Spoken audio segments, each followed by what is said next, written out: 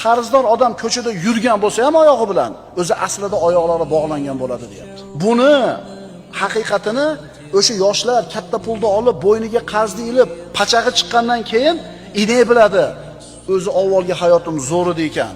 Yegani yelim, kiygani kapan bo'lib, ko'chaga chiqa olmasdan, hayotidan osoyishtalik ketgandan keyin aytadi, o'zi hayotim zo'r edi ekan deydi. Sufyon as-Savriy aytadi: "A'zamun nasi hamman al-madyunu."